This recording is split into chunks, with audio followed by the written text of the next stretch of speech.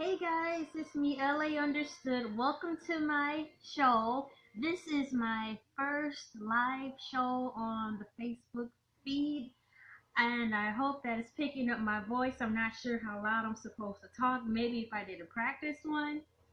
But what's the point in doing a practice one? Because the minute you do a practice one, it's gonna go live. So, it's like testing, testing, 1, 2, 3. Am I loud enough to stop going live? Just to hear playback. People are gonna be like, "What? Are you live or not? You keep popping in and out." So, I've got music playing in the background. This Linkin Park live. I think it was the concert live in Texas. Singing "Belong." It actually sounds good. So if you happen to hear some music in the background, if you happen to, that's what I'm listening to. FYE. But anyways, what I titled this today is "I Don't Want to Be a Teacher." Parentheses, like the kind for little bitty kids, like the kind where you had to talk like Smeagol. You remember Smeagol from The Lord of the Rings, Smeagol, because you had to be like using funny voices all the time, like constantly energy's gotta be on high, and you have to be like, let's sing our ABCs, ABCD. I'm like, oh, really? You have to do extra quirky stuff to get their attention. And it's a big difference from having to do that because you have to teach them something opposed to having a high volume of energy for like a YouTube or a Facebook, or if you're performing a concert. There's two different things, because these people, like if you're in a concert, you have to always have high volumes of energy because you're getting paid for that. A teacher is getting paid to have high volumes of energy to teach the little children, but it's still different because a lot of those kids are there and they don't want to be there. And second of all, as a teacher, what was I going to say outside of that? They don't want to be there, number one, most of them. And number two, it's really something important. You have to really make sure they get those fundamentals drilled into their head, opposed to a concert. I mean, these people, when you go to a concert, they made up their mind that they want to be there. It's not like someone's forcing them to be there 9 times out of 10 to see some type of performance. They want to be there, they work hard for the money, and they're going to spend it to see you. So it is expected, but it's not like they're going to a concert and it's imperative that they learn something. It's a big difference. You go to a movie, you want to be entertained. It's not like you're really trying to learn too much from it. You just want to be entertained. So that's one of the reasons I chose not to be a teacher. I thought about being one when I was in 8th grade. I actually used to volunteer my time in the 1st grade class. I used to help this teacher out for about an hour and a half or so, maybe longer, maybe 2 hours.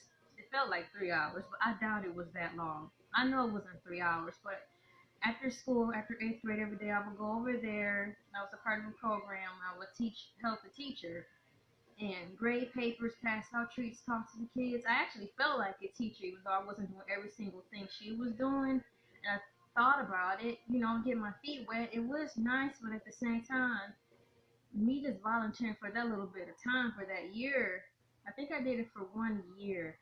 I was drained and I was like down and depressed because I'm like, I don't want to be teaching the same stuff over and over year after year. Even though the students' faces will all be different. Let's hope they all pass. But even though everybody's faces will be different, the curriculum for me will be the same. And it was kind of depressing because it's like year after year I'm coming to the same building, teaching the same stuff, looking at the same classroom. I'm not getting any younger. These kids' futures are bright. They have their whole life ahead of me, and I'm still stuck at the same job for 10 years doing the same thing over and over. Christmas programs, parent-teacher conferences. That is like purgatory for me. So I'm like, well, no way in age will I be teaching a class at least that young.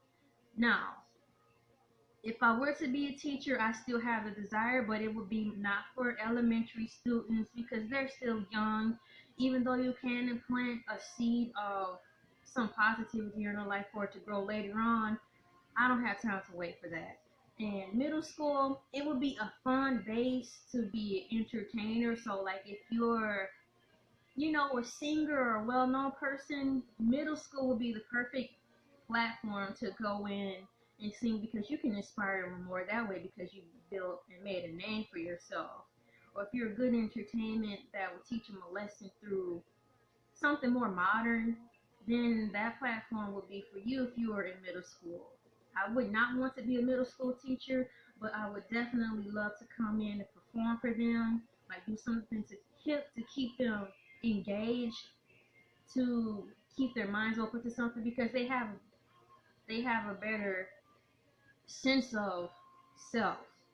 Not saying elementary students don't, but I mean it's like you're kind of preaching to yourself if you're trying to be serious with them. And then, as far as high school goes, if I had the decision, it would not be ninth graders because they're still new, they're babies, they're just still coming from the area of mommy take care of me, teacher help me, I don't want to do this, I don't want to do that. They're still immature. But 10th grade, I would I would probably do it on a volunteer basis. I would probably do it like a student aid level, but I wouldn't be a committed full-time 10th grade teacher because I still feel the same way. Although in 10th grade you will have 60% of the students who finally wake up and realize that their career is important and that time is now to really make a change. It's really not going to sit in until they get in 11th grade because in 11th grade a lot of them probably gonna be pregnant. A lot of them are gonna be in their first real relationship. A lot of them gonna have more freedom. A lot of them gonna have opportunities to really go to these dances. It's rare that a few 10th and 9th and 10th graders get invited to prom and prom and stuff. But it's usually more or less when you're in the 11th because the girls have developed by then. Set in their ways of being certain ways. So they're more sound in mind per se. I wouldn't say in judgment, but in mind. So at least 11th and 12th graders, I would feel more comfortable teaching them because they're about to be grown. They're about to be 18. If some of them are now, now I did go to high school with someone who graduated. I think he was maybe 19 or 20, but he wasn't slow or nothing. It's just weird. Life happened. I believe that's what happened. Life happened. So he ended up graduating really older. But I mean, if life happened, life happens. I'm just happy he graduated with us. It's a good testimony, honestly. And I don't think anybody in our grade actually looked down on him for that neither. They just really kind of looked up to him because he went to school, and to us he was old. But sometimes life get in the way, and I do commend him for not going to an alternative school, because of being embarrassed. So if anybody ever is going to high school right now and life happens and you so happen to be in high school and you're 19, don't worry about it. We had somebody in our class like that too. It's really no big deal. But back to what I was saying, I would rather teach 11th and 12th grade because they're more grown, close to being able to make decisions. At 18 you can be emancipated from your parents. At 18 you can vote. At 18 you can go to the army. At 18 you can really get a job. You have a lot of freedom. So I would rather talk to 11th and 8th graders because that's when and where life really begins. And if you really want to get on the ball, you really can talk to them because not only are they scared, they don't know who to talk to sometimes. If they really are serious, especially for the class clown, but you really realize on the inside that you got to get your stuff together, but you don't know who to talk to because you don't want people to see that serious side of you. I would be that type of person or counselor to talk to those types of people. Say, yo, this is what you got to do.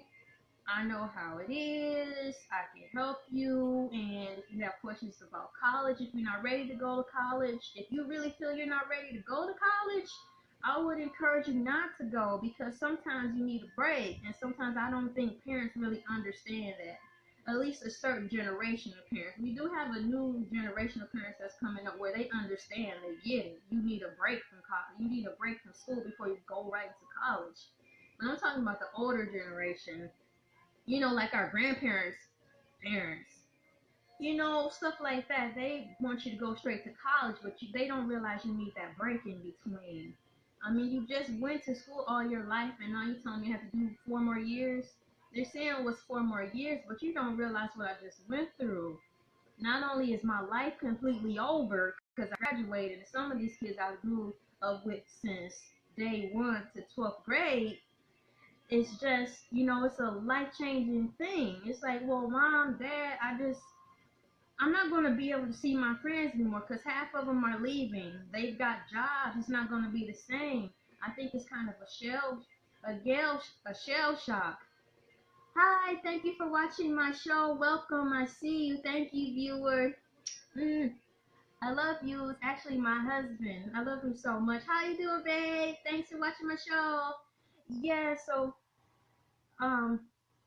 what I was saying is, oh yeah, what I was saying is, so you have to give them time. You really have to give them time to grasp that, because their life is kind of over. That chapter of their life is over. So let them breathe.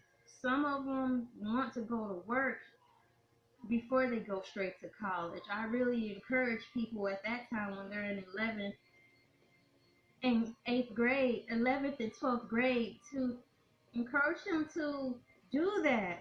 Because I know thank you.